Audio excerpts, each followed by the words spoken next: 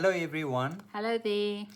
From time to time we come across a passage or a quote from a book that somehow touches on something that we've discussed on a previous occasion, or just touches on something that we are talking about, and it is just so beautifully written that we say maybe we should stand still a little bit with that and talk about it and share it.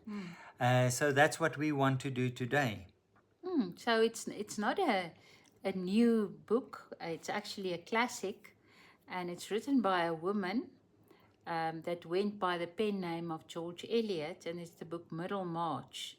So she wrote under a male name because in those days, I think it was the Victorian, around about the Victorian age.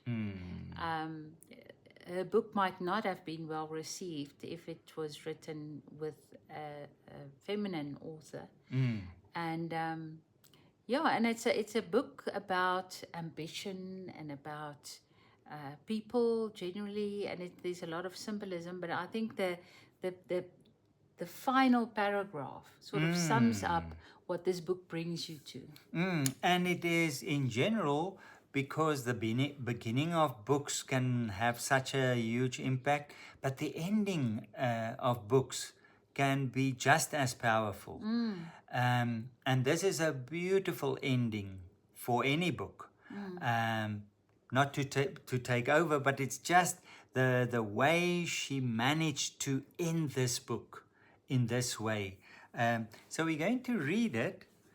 And the author is writing here about Dorothea Brooke and her influence on the people in her life, starting off with much ambition and then settling into very much a middle of the road life. But a much more authentic life. But a very authentic life. And then, at the end of the book, looking back, the effect of her, that's Dorothea, the effect of her being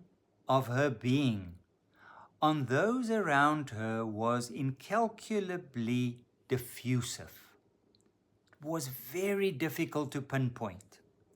For the growing good of the world is partly dependent on unhistoric acts, and that things are not so ill with you and me as they might have been, is half owing to the number who lived faithfully a hidden life and rest in unvisited tombs.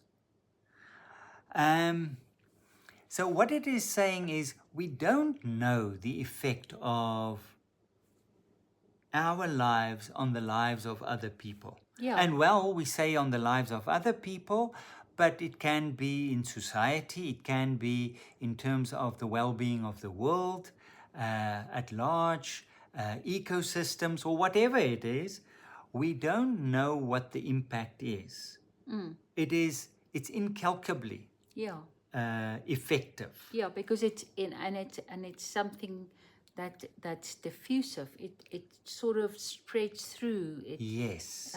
It's like fog just moving in, and you can't even see how far it reaches.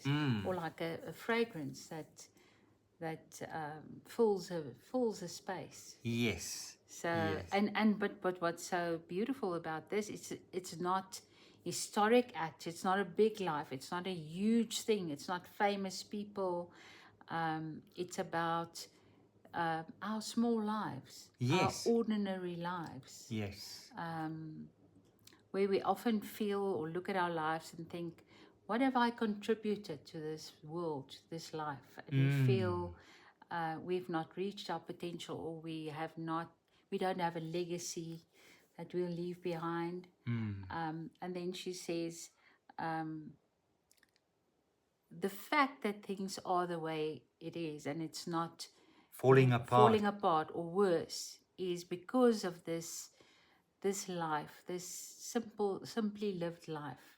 Living faithfully a hidden life. It's beautiful, that a hidden life, a very unobtrusive life. Yes.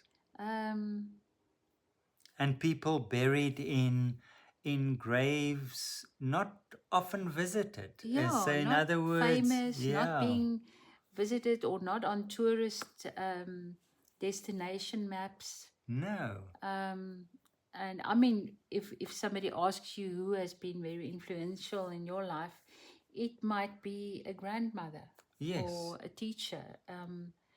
It's nobody that made a very large impact on life, yes, on the world. yeah. And I think we live in an era where, with um, all the social media, where you have influencers, where they do certain things because they want to influence people. They want to have an impact.